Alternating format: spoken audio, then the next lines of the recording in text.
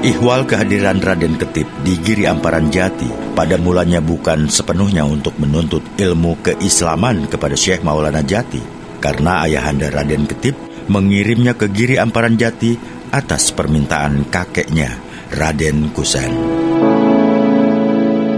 Setelah Majapahit runtuh oleh serangan pasukan Tombak yang dipimpin Susuhunan Kudus dan Pangeran Pancawati, Raden Kusen yang menjadi panglima perang Majapahit ditawan. Namun karena Raden Kusen adalah paman Sultan Trenggana, maka dia kemudian dibawa ke Demak. Setelah beberapa waktu tinggal di sana, Raden Kusen dipindahkan ke Kudus. Kepindahan ini ada kaitannya dengan hubungan keluarga antara Raden Kusen dan Susuhunan Kudus. Putri Raden Kusen adalah istri Susuhunan Kudus. Selanjutnya, Panglima tua itu dibawa ke Cirebon Girang dan tinggal di sana dengan menggunakan nama Pangeran Pamalakaran. Dia diambil menantu oleh Susuhunan Cirebon Girang, Syekh Maulana Jati, dengan menikahi putrinya yang bernama Nyai Mertasari. Meski didampingi istri yang cantik dan muda, jiwa Pangeran Pamalakaran tetap hampa. Bagi orang setua dia, kehadiran cucu yang bisa mendengarkan dengan bangga kisah-kisah keperwiraan dan kebesarannya di masa lampau adalah daya hidup yang dahsyat. Itu sebabnya dia meminta Pangeran Surodirejo mengirimkan salah satu putranya untuk menuntut ilmu di Giri Amparan Jati, sekaligus akan diasuh dan dididiknya sendiri di Endalem Pamalakaran. Menyadari ayahandanya adalah perwira unggul yang selalu jaya di medan tempur dan dikenal sebagai ahli tata praja, sehingga menduduki jabatan pecatanda atau pejabat yang mengurus pajak dan bea cukai di Terung. Maka Pangeran Surodirejo pun mengirimkan Raden Ketip, putra sulungnya, yang mengharapkan Raden Ketip kelak menjadi penggantinya sebagai Adipati Palembang.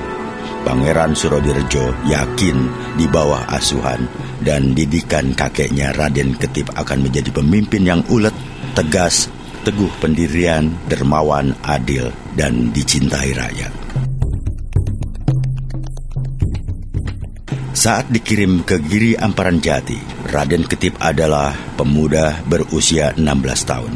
Sedikit pun ia tidak pernah mengetahui maksud lain ayahandanya mengirim dirinya ke pesantren Giri Amparan Jati. Ia mengira kehadirannya di pesantren semata-mata untuk menuntut ilmu atas petunjuk kakeknya. Itu sebabnya, walaupun keluarga pesantren sangat menghormatinya sebagai cucu Pangeran Pamalakaran, ia berusaha menjadi santri yang tidak menginginkan keistimewaan apapun. Bersama-sama dengan santri yang lain, ia mencari kayu bakar, mengisi bak mandi, berlatih silat, dan tidur beramai-ramai di gubuk bambu beratap daun tal.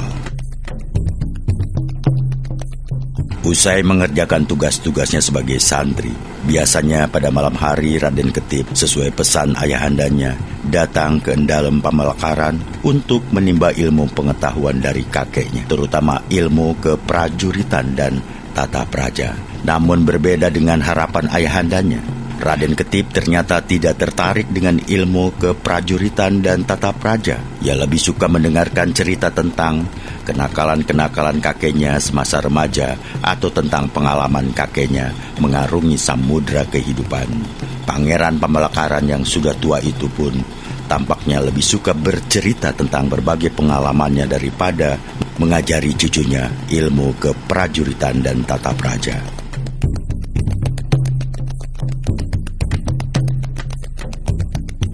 Raden Ketip merupakan pemuda yang rendah hati. Ia tampak dari kegemarannya mengajak kawan-kawannya sesama santri berkunjung ke Endalem Pamalakaran, mendengarkan cerita-cerita menakjubkan yang pernah dialami kakeknya. Ia juga dikenal dermawan, sehingga tidak jarang uang saku yang diperoleh dari sang kakek habis dibagi-bagi untuk kawan-kawannya. Sering juga ia ikut berkunjung ke rumah salah seorang kawan yang ayahnya hanya seorang gedeng atau malah kubu. Bermula dari keakraban dengan kawan-kawan sesama santri, Raden Ketip mengetahui tentang peraturan aneh serta kasak-kusuk itu. Ia tidak pernah menduga bahwa cerita yang pernah ia dengar tentang Syekh Siti Jenar yang sesat dan murtad dari guru mengajinya ini ternyata berasal dari pesantren tempat ia menimba ilmu sekarang ini. Namun berbeda dengan kisah-kisah yang pernah ia dengar selama di Palembang. Ternyata di Giri Amparan Jati ada beberapa kisah yang menggambarkan Syekh Murtad itu sebagai orang yang terpuji dan mulia. Bahkan yang membuat keningnya berkerut adalah bisik-bisik yang menyatakan bahwa istri Syekh Maulana Jati adalah putri Syekh Siti Jenar. Kesimpang siuran itu menumbuhkan rasa ingin tahu Raden Ketip. Cerita-cerita itu begitu menakjubkan. Ia sangat ingin menyingkap kabut yang menyelimuti kehidupan santri Giri Amparan Jati generasi pertama itu. Benarkah Syekh Datuk Abdul Jalil sesat dan murtad? Benarkah dia berguru kepada tukang sihir Baghdad? Benarkah dia anak durhaka?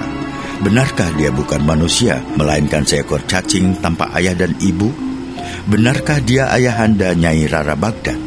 Benarkah dia adik sepupu Syekh Datuk Kahfi Sunan Jati Purba, pendiri pesantren Giri Amparan Jati? Benarkah dia wali Allah yang menyebarkan Islam tanpa pamrih di Nagari Galuh, Kertabumi, Sumedang Larang, Sudawarna, Subang, Luragung, Bentarkawung, Demak, Majenang, Pasir, Mataram, hingga Pengging? Kecamuk tanda tanya yang berjejal-jejal di kepala Raden Ketip menjadi bara api penasaran yang membakar hati dan benaknya, terutama setelah ia menghadapi jalan buntu ketika berusaha menguak lebih dalam tentang keberadaan Syekh Datuk Abdul Jalil yang membingungkan. Jalan buntu itu bermula kecurigaan yang mencuat dari setiap orang yang ditanyainya. Santri Giri Amparan Jati, Nayaka, dan Abdi Kasunanan Cirebon Girang tampaknya sama-sama memahami bahwa Raden Ketip adalah cucu Pangeran Pamalakaran. Ia juga keponakan Sultan Demak. Mereka diam-diam menaruh curiga bahwa sangat mungkin Raden Ketip dikirim ke Giri Amparan Jati dan Kasunanan Cirebon Girang dilatari tujuan untuk mencari sisik melik yang berkaitan dengan ajaran sesat Syekh Datuk Abdul Jalil.